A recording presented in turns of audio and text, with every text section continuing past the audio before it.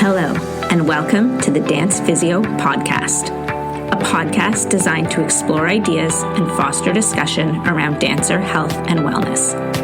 We're here to challenge the status quo, bridge the gap between dance science and the studio, and help change the landscape of the dance industry for the better. I'm your host, Erika Mayall, a dancer turned physiotherapist who is deeply passionate about leaving the dance world better than I found it. I'm so glad you're here. Let's get started. Hello, everyone, and welcome back to another episode of the Dance Physio Podcast. I am so glad you are here. Today, we are going to be talking a little bit about rest, and we're going to dive into it in a bit more detail and a bit more specifically. If you have not yet listened to it, last week's podcast was all about how to structure your off season in a way that it is going to be most beneficial for dancers. And in that episode, I talked a little bit about like the post season. So like right before the main part of the off season, we have post season and how the goal of post season is to rest. And there's been a lot of kind of questions and discussion about that. I also, this past week, I think it was, sent an email to my email list all about rest and the different types of rest and why we need different types of rest at different points in the season and that type of thing, and got a lot of interaction with that email, people replying back, people who were really interested and had maybe not necessarily considered the different types of rest. So I decided that that was also going to become the topic of today's podcast episode. So we're really going to dive into rest and what that actually can and maybe should look like. So just before we dive into that, I just mentioned my email newsletter. I send out emails periodically, not super often. I send out a monthly recap, and then periodically I will also send out emails with things like topics like different types of rest or things like that that are going on in the dance world. Sometimes I share research, sometimes I share offerings that I have coming up, that type of thing. So if you are not yet on my email list, I would encourage you to hop on over there and sign up for that. I will pop the link for that in the show notes so you can sign up for that email. If you are following me on social media, there's also a link in my Instagram bio to sign up for the newsletter or on the website as well. So if you're not already on the email list, I share lots of really valuable kind of tips and insight and information through that, and you want to be on that list. So, without further ado, we will get into today's podcast episode. So, like I've already mentioned, it is going to be all about rest. And specifically, I'm looking at it through the lens of like the postseason, just because that is the time of year we are in right now, at least in Vancouver, in the Northern Hemisphere. We're like really transitioning into that postseason. A lot of studios are having their final recitals this weekend or next weekend. And then dancers are going to be heading directly into their postseason. So that's why rest is sort of top of mind. But rest can and should be happening throughout the season as well. So this isn't something that it's like we only think about rest during these kind of few weeks of the postseason. We definitely want to and need to be incorporating this into the rest of our season. And maybe certain types of rest are more prominent at certain types of the season than others. So if you are more curious about or maybe not as familiar with kind of periodization within the dance season and what that looks like and how we incorporate different phases of training intensities and rest and things like that throughout our season, I encourage you to go check out Episode 6 is the podcast episode all about periodization. And if you have not yet listened to last week's episode, which was on off-season training, so that's episode 31, go have a listen to that as well. Actually, that maybe wasn't last week's episode. It might have been a few weeks. Anyway, recently, episode 31, off-season training plans. Go listen to that as well because I do talk a little bit about post-season. So postseason is the time of our season that happens immediately following the end of the main part of our season. So for most people, postseason usually starts as soon as the kind of final thing happens. So that might be a competition, especially if you're a studio that participates in nationals or something like that. Some of those happen in the summer and oftentimes kind of early July. So if you're doing some of those events, your postseason might not start till a little bit later. But for a lot of studios, it's going to be their final recital. So a lot of the studios that I work with locally, their dancers are finished competing for the year. They may be finished in the last couple of weeks. They have a final recital coming up this week, next week, maybe the week after, and then they're going to be done for the season. So they're heading straight into the postseason. And like I have alluded to many, many times, the goal of the postseason and the only priority during postseason is to rest. But what does that actually look like? Because rest can come in many different sort of shapes and forms. I think when we think of rest, we most commonly think of just physical rest. And that makes sense because that's what we're going to be like most familiar with. And so that's kind of, not moving our bodies as much, physically taking a break from what we are doing. We're going to get into that in a second, but there are other types of rest as well. And that's what I want to dive into today. So just before we get into that, in terms of the postseason, people often ask me, like, how long should that last? Because, we want to prioritize rest. We want to take a break as soon as the season ends. But then if you've listened to the episode on off-season training plans, you know that off-season is the time to really prioritize building like base levels of fitness and things like that. So looking at cardiovascular fitness or looking at strength. And so we eventually need to get back into doing some activities, even though those activities are probably not going to look like dance, or in an ideal world will not look like dance activities. We want to be doing stuff in that off-season training time. But how do we and when do we transition into that? So our postseason in an ideal world, and if we were looking at kind of having a summer break that, again, this is sort of like a North American thing or like in the Vancouver area. If our summer break starts sometime in June, usually, and goes until, let's say, the first week of September is kind of maybe when dance classes go back. So we maybe have like 8 to 10 weeks of summer, depending on when in June that dance year finishes. We want our postseason, so our time of rest, to be about 2 weeks long. It might get to be slightly longer than that. If you have more like 10 weeks altogether in between the end of season and the start of the next season, you might get to have a little bit longer postseason before you get into off-season training plans. But in a lot of cases, if we're working with like 8 weeks or even 10 weeks, we're probably going to have a 2-week postseason time of rest. And then we're going to go into our off-season training, and that's going to be anywhere between 6 and 8 weeks, depending on like overall what length our sort of break from the season is before the next season starts. So generally with postseason, we would like dancers to be able to rest for at least 2 weeks before they start getting into other types of training. So just to kind of get that out of the way. And so then when we're talking about that rest, what does that rest actually look like? Well, there are 7 different types of rest that we're going to talk about and consider today. And this concept was introduced by Dr. Saundra Dalton-Smith. I can't remember exactly how long ago. There's been some TED Talks and stuff on it, and so you might be familiar with some of these types of rest. We're going to kind of dive into some of them.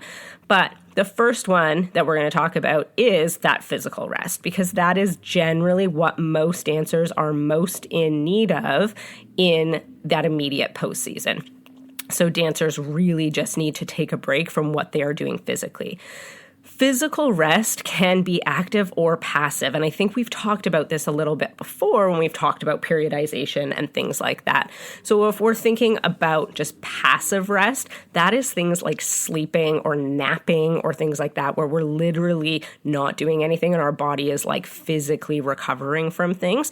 And passive rest is really important, and we do want to be optimizing passive rest for sure, but we can also be incorporating active rest in this category of physical rest as well. And so that active rest might look more like, gentle restorative yoga, or maybe going for a walk in the forest, or like really easy, gentle types of activities that are actually rejuvenating rather than depleting. And so when we think about physical rest during the season, because again, we want to incorporate periods of rest throughout our season and not just in the postseason, we might also consider those active rests. So if we talk about having a rest day during our week, so if we're training, say, 5 days a week or 6 days a week, and we have like a rest day, we may be including some of that active rest in that physical rest day. So maybe on your rest day, you actually do 20 minutes of like really gentle stretching or kind of restorative yoga type stuff. So you're not doing absolutely zero physical activity that day, but the physical activity is rejuvenating rather than depleting when it comes to like our physical capacity. So physical rest is going to be really important in the postseason. But there are, like I said, 6 other types of rest as well that we need to consider. And these types of rest maybe are ones that we neglect during the rest of the season. And in some cases, they can be easily incorporated into the season. And I know a lot of dancers are like exhausted, or teachers especially too. You get to like kind of that tail end of the season and people are just like so exhausted. And it's not the finish line yet. They have one more competition left. They've got some shows left. They have to put on things like that. So from a physical standpoint, they might not get a lot of physical rest in the immediate short term. But some of these other types of rest, if we can kind of incorporate some of those and prioritize some of those, it may actually serve the purpose of leaving that person feeling a little bit more rejuvenated and a little bit less exhausted and burnt out until they can get to that point where they get that physical rest. So physical rest is going to be huge in the postseason because it's harder to incorporate during the rest of the season, but we also want to think about these other types of rest. So the next one we're going to talk about, second type of rest, is mental rest. And this one is huge for teachers and for parents. This is the time of the season where dance parents, they come in, like I get, dancers coming in for physio appointments, and the dancers are physically exhausted at this point in the season, but the parents are mentally exhausted at this point in the season. There's so much juggling and driving and chauffeuring and keeping track of costumes and call times and, which theater do I need to be at, and like all the logistics that go on behind the scenes. And this goes for teachers as well. And then teachers have the added load of, costuming and just like all the logistics. And so mentally, people are like absolutely exhausted at this point in the season. And so when we consider the postseason, one of the reasons we want to have a break from kind of dance and step away as much as we can from the dance world for that period of time is that we then allow ourselves to have the mental rest from not having to think about and juggle all of these a million different things that happen. This goes for dancers as well. Obviously, there's a lot of mental load that goes on for them too in terms of remembering corrections and choreography and all of that kind of stuff. But I do find it's the teachers and the parents who often are really needing the mental rest more than anyone.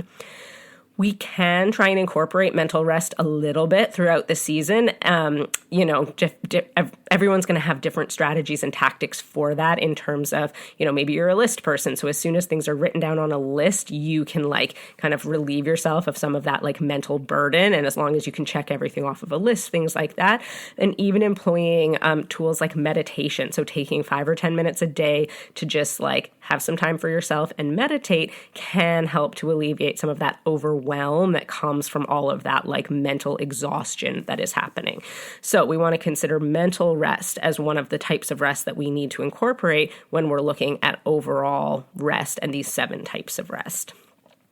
Number 3, third type of rest we want to consider is sensory rest. And this one can be huge for some dancers, and especially if we're working with dancers who maybe are neurodiverse and they get sensory like overstimulation quite easily. And that can be from, loud noises, all like loud music, lights, things like that. If you think about all the things that like kind of bombard our senses day to day, and all of us are being bombarded with that stimulation just from, the amount of screen time we have access to, like having phones constantly and stuff. But then if you think about the dance world, and especially if we're thinking about competitions or recitals and things like that, that sensory overwhelm becomes like even more heightened with being like in theaters with loud environments and lights that are flashing on and off, and there might be, smoke effects, and there can be just like all of these different things. And that's part of what makes it exciting, and that's often why a lot of dancers love competitions and love that part of the environment, but it can also be really, really overstimulating for people. And so we want to make sure that we're also incorporating things that can help us get a little bit of a break from some of this sensory kind of overload that we experience. And so these can be things that help to like calm our nervous system. And this is going to be different for different people. Like some people get really overwhelmed with a lot of like noise stimulation. So it's like the constant chattering and the loud musics and things like that. So people may use kind of like those noise canceling headphones. I know those loop headphones are really common right now, or like they're really popular. And I know lots of dance teachers who have been using them at competitions like this past season and saying it's like game changing. Like they don't leave the theater at the end of the day just like absolutely wrecked. They can actually still function just by eliminating some of that noise. So if noise is a consideration, there's like ways of kind of trying to eliminate or decrease the stimulation there.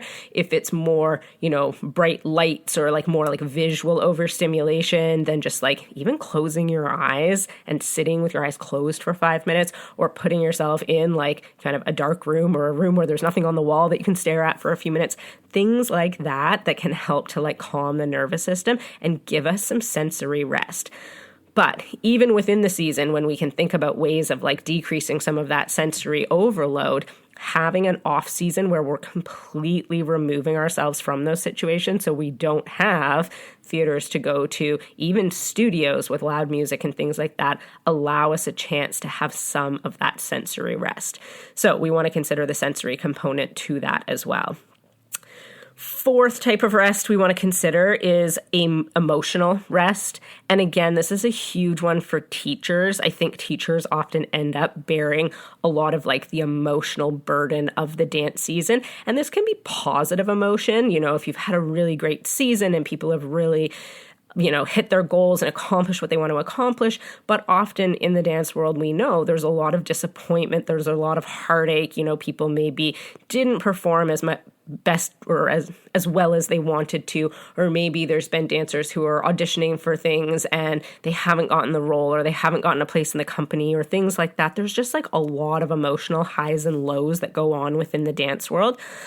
And it's not just teachers. Again, parents like bear the brunt of a lot of this emotional kind of roller coaster, and then obviously dancers themselves. And dancers as a whole, and I'm completely generalizing here, but we do know that a lot of dancers tend to be sort of type A or people pleaser type personalities. And these people pleaser type personalities are people who often are maybe a little bit more prone to becoming like emotionally burnt out, or becoming a bit like overwhelmed, or taking on board a lot of this like emotional burden. So being able to have some rest or some reprieve from this emotional burden is huge for our ability to like recover and to be regulated and to feel well rested.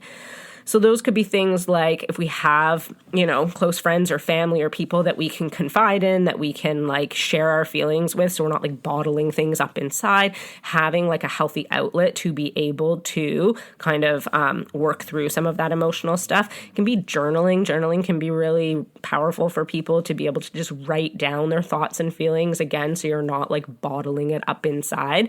So things like that can be really helpful for people to get a little bit of an emotional sort of rest. But again, removing yourself or taking a break from the dance environment during that postseason and having a few weeks where you're like stepping away and you're literally doing nothing that has anything to do with dance during that postseason and just focusing on rest, that alone might be enough to remove some of that emotional kind of roller coaster that goes on during the dance season. Similarly to emotional rest, the next type, so the fifth type of rest, is considered spiritual rest. And so some of this kind of, I think, overlaps a little bit with the emotional side, but it is a little tiny bit different. So the spiritual has a little bit more to do with people feeling like a sense of belonging and a sense of community, and being able to be like their authentic self and be feeling like they're being like accepted for who they are. And in the dance world, we all know there's a lot of competitiveness that goes on. And I think that even if you are not in a competitive dance environment, and what I mean by that is like you're not a studio that competes, so you're not purposely putting yourself into an environment where you're actually like asking to be adjudicated or judged, even within a studio environment or an environment where it is more performance-based, or say a vocational like ballet program or something like that, there's always an amount of competitiveness going on behind the scenes in terms of dancers, comparing themselves to other dancers, or wondering if they're going to get promoted to the next level or if they're going to, be successful in that audition and get offered a spot in a company or things like that. There's always this element of competitiveness that is going on within the dance world.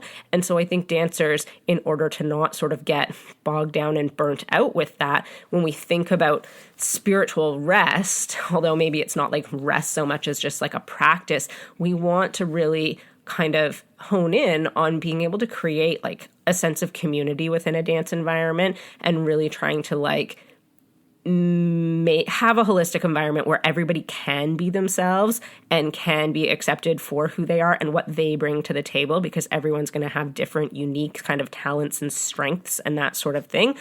And then, a lot of this comes down to a lot of like the sort of like mental skills training of, rather than trying to compare yourself as a dancer to the person next to you in class, really just working to be the best dancer that you can be. And so working to like hone your craft and continue to improve day in and day out, but really looking like within yourself for that, as opposed to having it be like an external comparison. So I realize I'm glossing over like a massive topic that is like its whole body of work all on its own. But just when we are considering types of rest, like I said, there's a little bit of an overlap with some of like the emotional rest here, but this spiritual side of things too, and this competitiveness that we put ourselves, like that environment we put ourselves in, can be really draining and really exhausting. And so in having an intentional postseason and being able to remove ourselves from that environment, that can be really important just from a rejuvenating perspective. And that's not to say we need to remove ourselves from that environment entirely, but if we are immersed in that environment 24/7 and never have any breaks from it, that can become detrimental versus having these intentional like periods of time where we have other focuses in life and we're not always constantly immersed in that environment. Sixth type of rest that Dr. Dalton-Smith talks about is social rest. So even the most extroverted social butterfly type person can get exhausted and a little bit burnt out in so many social situations. And then we think about our dancers who maybe aren't so extroverted and maybe actually are a little bit more introverted and need time to themselves to recharge and to, sort of like fill their own bucket. And dance can be a hard environment for that, because we are often, and again, especially when we come to competitions and shows and things like that, there is a lot of social like interaction that is going on. You're often in big groups of people, and there's just like so much social stimulation that's happening. So really taking time to remove yourself from some of those social situations, as much as you may love the social situations, being in them 24/7 can be draining. And so making sure that we spend time with either ourselves, just like alone, or just maybe like our closest inner circle. So our family, or maybe like one like closest friend or something like that, just to make sure that we're not becoming socially burnt out. So making sure that we're taking rest breaks from like social interactions as well.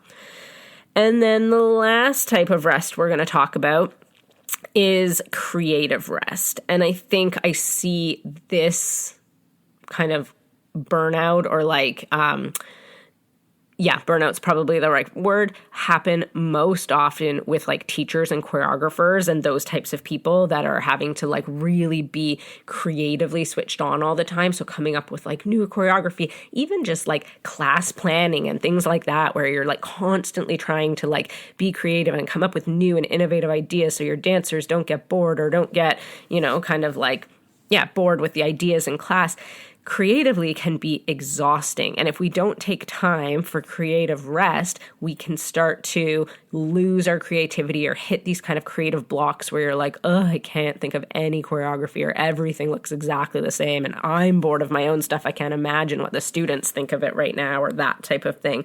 So it's really important, again, to make sure we step away every once in a while to have a chance to refill our own bucket, or like kind of be inspired, or immerse ourselves in things that really spark our creativity, and have a break and a rest from constantly having to come up with like output. And so really just taking time to like consume things that inspire you rather than trying to always produce.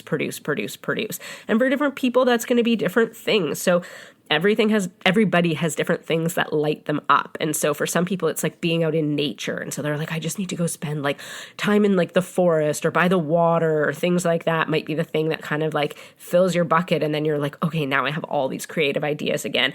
Other people, it might be like consuming artistic things. So, you might start to feel like your ideas become stale when you're constantly having to produce ideas. But maybe if you go and take in lots of like concerts and art shows and dance performances and stuff, that really kind of like ignites your creative spirit again. So for everyone, it's going to be different, but really figuring out what fills your bucket, what lights you up and what inspires you.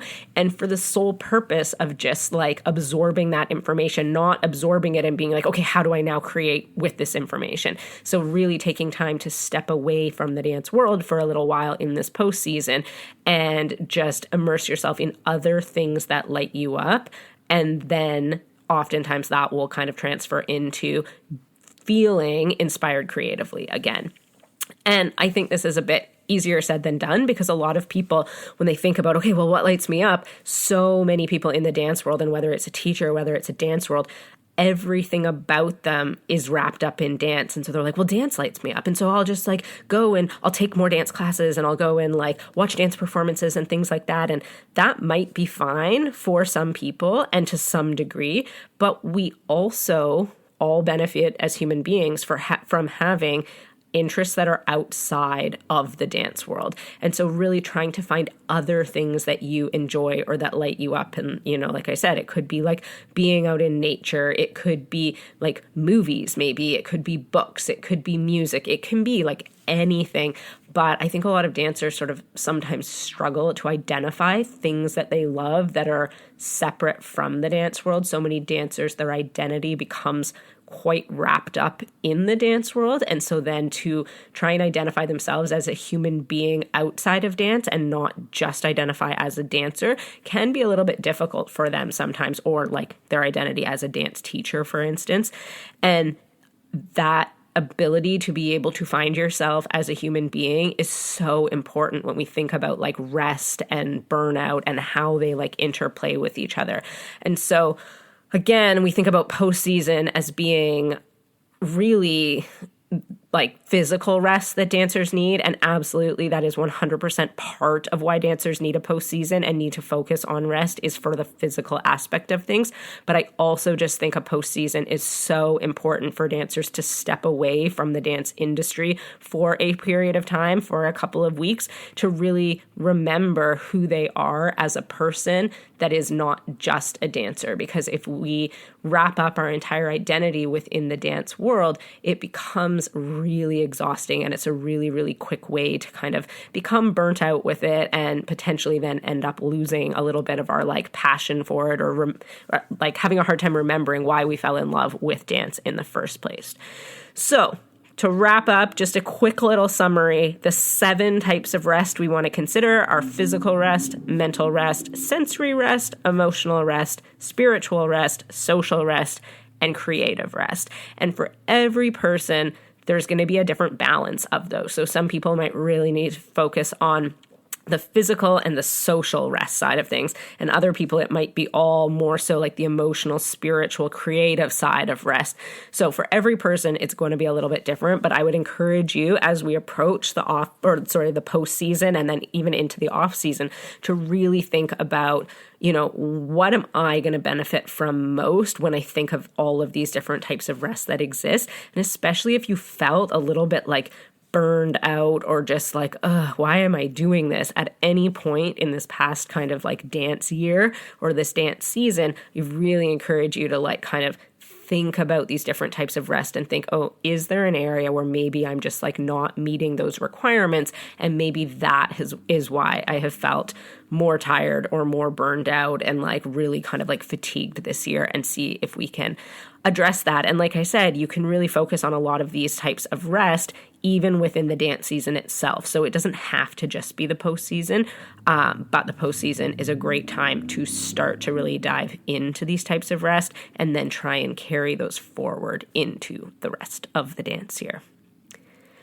All right, I'm going to wrap it up there. Thank you so much for being here. I really appreciate your support. If you have any thoughts or questions about anything I talked about in today's episode, feel free to reach out to me. I love hearing from you guys. You can reach me via email. It is in the show notes, or on social media. On Instagram, I'm Dance Physio Erika, and I always love getting messages from you guys.